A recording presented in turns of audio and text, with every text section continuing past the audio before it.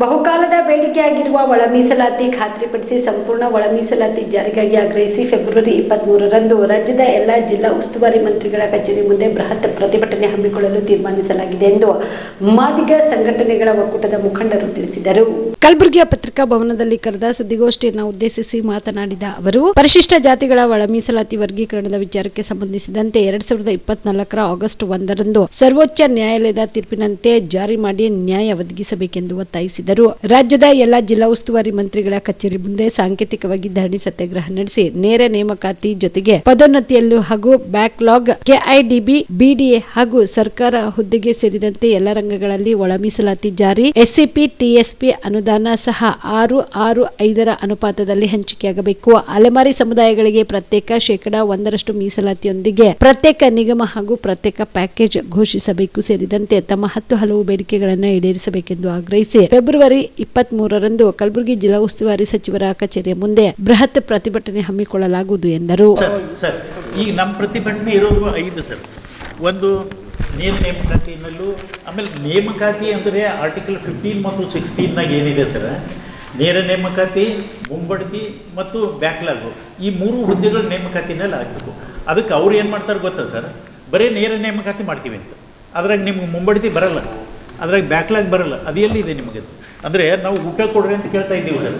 ಅದ್ರಾಗ ನಾವು ಏನೋ ಒಂದು ತಪ್ಪು ಕೇಸಿ ಜರ ರೊಟ್ಟಿ ಕೊಡ್ರಿ ಉಣಕಂದ್ರೆ ರೊಟ್ಟಿ ಕೇಳಿದೆಲ್ಲ ರೊಟ್ಟಿ ಕೊಡೋದು ವೈಟ್ ಮಾಡಿ. ಹಾಂ ಅಲ್ಲ ಸರ್, ಒಂದು ಉದಾಹರಣೆ ಹೇಳ್ತೀನಿ ಸರ್, ದಯವಿಟ್ಟು ಒಂದು ಉದಾಹರಣೆ ಹೇಳ್ತೀನಿ ಸರ್. ದಯವಿಟ್ಟು ಇಲ್ಲ, ಬಹಳ ತೊಗೊಳಲ್ಲ ಸರ್. ದಯವಿಟ್ಟು ಒಂದು ಮಾತು ಕೇಳಿ ಸರ್. ನಾವು ತಪ್ಪಿ ರೊಟ್ಟಿ ಕೊಡ್ರಿ ಊಟಕ್ಕೆ ಅಂದೀವಿ ಸರ್. ರೊಟ್ಟಿ ಅಷ್ಟೇ ಕೊಟ್ಟು ಅದಕ್ಕೆ ಪಲ್ಯ ಕೊಡಲ್ಲ. ಯಾಕಂದರೆ ನೀನು ಪಲ್ಯ ಕೇಳಿಲ್ಲ ನೆನ್ನೆ ಅಂತ. ಅದಕ್ಕೆ ನಾವೇನೋದು ಊಟ ಕೇಳಿದ್ದೀವಿ ಸರ್. ಸಂಪೂರ್ಣವಾಗಿ ಎಲ್ಲಿ ಮೀಸಲಾತಿ ಇದೆಯೋ ಅಲ್ಲಿ ಒಳ ಮೀಸಲಾತಿ ಕೊಡ್ರಿ ಅಂತ ಕೇಳಿದ್ದೀವಿ ಸರ್. ಅದನ್ನು ಸರ್ಕಾರ ಕೊಡ್ತಾ ಇಲ್ಲ ಸರ್.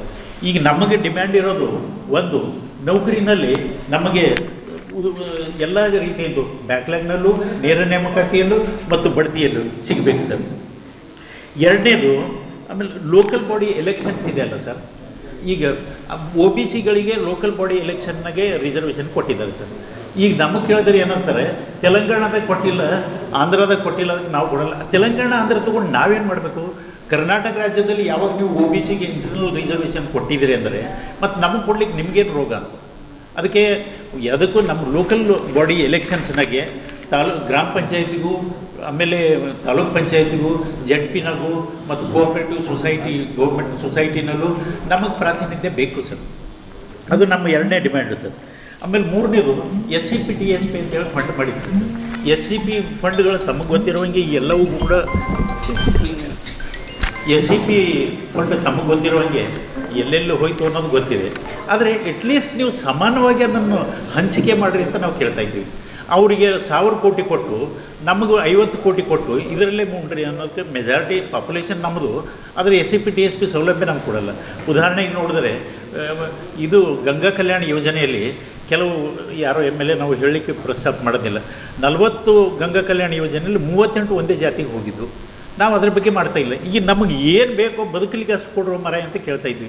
ಅದಕ್ಕೂ ಕೂಡ ಕಲ್ಲು ಹಾಕುವ ಒಂದು ಪರಿಸ್ಥಿತಿ ನಡೆದಿದೆ ಸರ್. ಆಮೇಲೆ ಎರಡನೇದು, ಈಗ ಲೋನ್ ಕೊಡ್ತಾರೆ ಸರ್. ಲೋನ್ ಕೊಡೋದ್ರಲ್ಲಿ ನಮಗೂ ಇಂಟರ್ನಲ್ ಪ್ರಾತಿನಿಧ್ಯ ಬೇಕು, ಕೊಡ್ರಿ.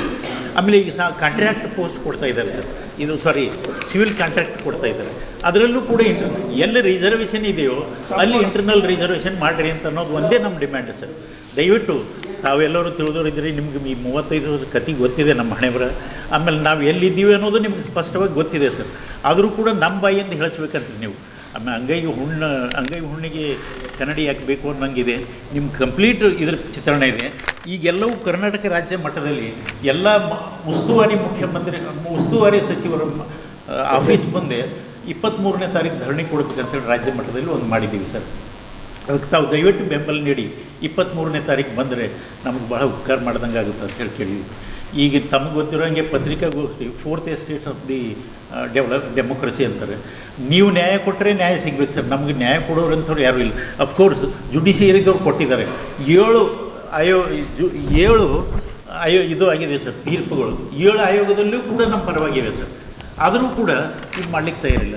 ಏನೋ ಒಂದು ನಮ್ಮ ಪುಣ್ಯಕ್ಕೆ ಈ 1 ಆಗಸ್ಟ್ ಜಜ್ಮೆಂಟ್ ಬಂತಲ್ಲ, ಅನಿವಾರ್ಯವಾಗಿ ನೀವು ಮಾಡಲೇಬೇಕು ಅದು ಅಂತ ಅಂದ ತಕ್ಷಣಕ್ಕೆ ಇನ್ನು ಮುಂದೆ ಅದರ ಶಾಬದಿ ಮಲ್ಟಿ ಸ್ಪೆಷಾಲಿಟಿ ಹಾಸ್ಪಿಟಲ್ ಮತ್ತು ಟ್ರಾಮಾ ಕೇರ್ ಸೆಂಟರ್ 24x7 ತುರ್ತು ಚಿಕಿತ್ಸಾ ಸೌಲಭ್ಯ ಉಳ್ಳ ಆಸ್ಪತ್ರೆ. ಕಲಬುರಗಿ ಜಿಲ್ಲೆಯ ಖ್ಯಾತ ಹಿರಿಯ ಅನುಭವಿ ವೈದ್ಯರ ನೇತೃತ್ವದಲ್ಲಿ orthopaedic, ENT, neuro surgery, general surgery, general medicine, urology, gastro surgery, paediatric, obstetrics, gynaecology, cardiology, neurology, arthroplasty, arthroscopy, spine surgeries ಸೇರಿದಂತೆ OPD, IPD, ICU, NICU, ultrasound, 2D echo, laboratory, major OT ಸೌಲಭ್ಯದೊಂದಿಗೆ ಎಲ್ಲ ರೋಗಕ್ಕೂ ಒಂದೇ ಸೂರಿನಡಿ ರಿಯಾಯಿತಿ ದರದಲ್ಲಿ ಶಾಬದಿ ಮಲ್ಟಿ ಸ್ಪೆಷಾಲಿಟಿ ಹಾಸ್ಪಿಟಲ್ ಮತ್ತು trauma care centre 24x7 emergency ಚಿಕಿತ್ಸೆ ನೀಡಲಾಗುವುದು. ಹೆಚ್ಚಿನ ಮಾಹಿತಿಗಾಗಿ ಸಂಪರ್ಕಿಸಿ ಶಾಬದಿ ಮಲ್ಟಿ ಸ್ಪೆಷಾಲಿಟಿ ಹಾಸ್ಪಿಟಲ್ ಮತ್ತು trauma care centre, STBT bus stand, Dargah road, ಸಂತ್ರಸ್ವಾಡಿ,